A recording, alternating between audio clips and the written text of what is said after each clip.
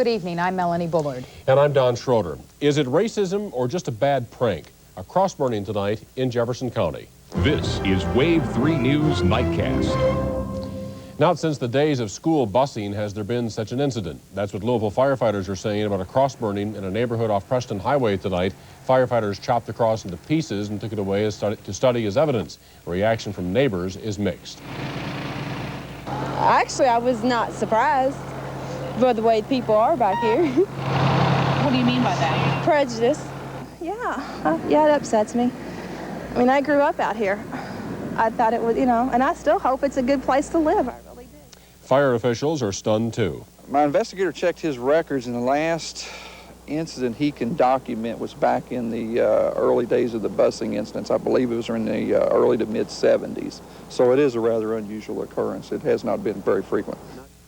Major Braun says federal officials may become involved in the investigation. Family members say they're too upset to talk tonight, but they do want to find out who did this. The call to close military bases across the country is running into strong opposition tonight. Many of Defense Secretary Dick Cheney's top advisors admit his plan to close military bases doesn't stand a chance. The defense budget calls for more than 60 bases to be closed or cut back. The San Francisco area would take the biggest hit, closing Fort Ord and moving its 12,000 troops. But all of the proposals are political hot potatoes, and for every base to be closed, there's a politician preparing to fight for those jobs in his district. Some Louisville politicians aren't wasting a moment in their fight to save local bases. Tonight, Mayor Jerry Abramson and County Judge Executive Dave Armstrong hopped a plane to Washington. They'll meet with the head of the Navy first thing in the morning. Tops on the agenda, saving Louisville's naval ordnance. We're going to try to show Washington that this is such a unique facility, it's so cost-effective and efficient the way it runs, that we ought to be reviewed differently than the other cuts that are being proposed. The group will rally state lawmakers in Washington for their support in saving local facilities. Our Dave Neck-Demon is in Washington and will have a live report by satellite tomorrow at 6 o'clock. News of the plans for the Naval Ordnance Station didn't come as a surprise, but that doesn't make it any easier for employees to take. At stake are 2,400 jobs. The commander is reassuring employees that the station can now show Washington it does better work, cheaper than its competitors, but the employees are preparing for change. We've been hearing it for a long time, and due to different reasons, it may be possible. I really don't know, but I think it's going to come true. I don't want it to, but I think it will. Right now, the proposal to close the ordnance station is just that, a proposal. Well, Naval Ordnance employees aren't alone tonight. 1,100 workers at the Army ammunitions plant in Charlestown could lose their jobs under the Pentagon plan. Allison Bell has a reaction from southern Indiana. Here's $2. Thank you. Here at the Powder Keg Restaurant and Bar, there's a lot of talk about the possible closing of the Army ammunitions plant. If they lay off over there, it might cost me my job. Permanent layoff, because we get a lot of business from ICI. Lunch and after work. Many who come here work for other companies with business at the plant. It wouldn't stop the projects that are in process, but there's still a lot of work out there, and as all subcontracts, could just put everything on hold. Linda Carlisle has managed the Dollar General store 10 years and would hate to see business from plant workers go. It's going to cause a lot of people to lose their jobs, and the economy will suffer from it, I do believe. While businesses in Charlestown are worried they'll be losing residents and customers, workers here are concerned they'll be losing jobs that won't be replaced. I've been here almost 24 years. I don't want to lose my job, but I'll be like all the rest of them. I'll be out, and I can't find another because I have braces to my knees, and so I will go home. Local legislators say they'll go to state and federal officials to try to save the plant and the 1,000 jobs. In Charlestown, Allison Bell, Wave 3 News, Nightcast. Layoffs could start as early as September of 1991.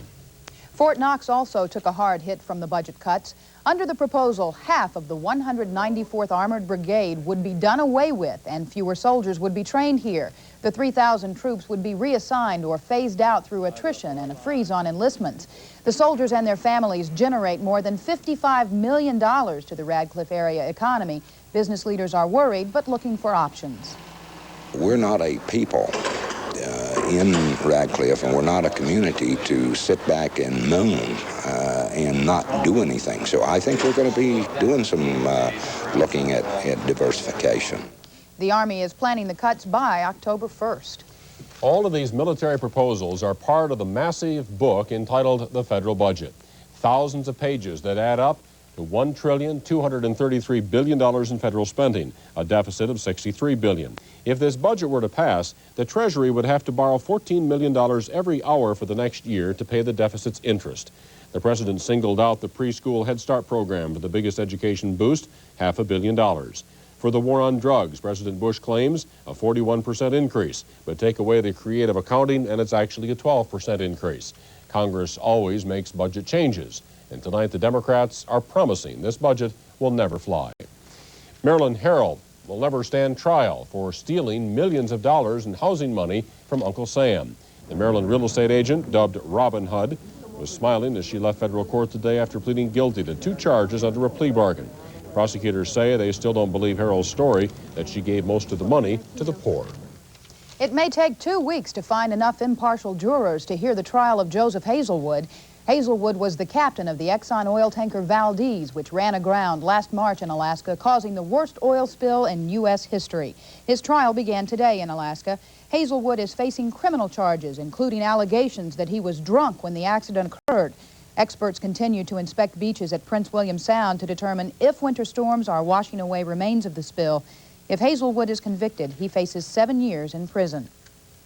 Tonight, there is strong evidence that air traffic controllers were well aware that Avianca Flight 52 did have fuel problems before it crashed Thursday night. Investigators are still sifting through the rubble at the crash site. They've learned that the pilots of the Colombian plane told ground control that they needed priority while in a holding pattern 40 miles from Kennedy Airport. Even though the plane was cleared for landing, it took 30 minutes to get the plane in, and then the first landing attempt failed. 10 minutes later, the plane crashed. The investigation has also revealed that other planes that same night came close to running out of fuel. It wasn't a letter bomb, but police in New York City say a sawed-off shotgun loaded and set to go off was delivered to an assistant U.S. attorney in Brooklyn today. The gun, delivered in a briefcase, was disarmed by police. The attorney who received the gun prosecutes federal drug cases. And at 6 minutes after the hour, it's time to check in with Craig Edwards to find out what the wake-up weather's going to be. Not bad, Melanie. As a matter of fact, skies have started to clear a little bit over the area. I'm looking for partly cloudy skies overnight tonight. By the time you get up in the morning and you're ready to head out, it's going to be on the chilly side. I think 25 degrees will be the temperature by then. Later on during the course of the day, though, partly cloudy skies, temperatures pushing up into the mid-50s as temperatures above normal continue in the area. I'll tell you more about what we're expecting in the 90-day outlook coming up in just a little bit. All right, Craig. Thanks a lot.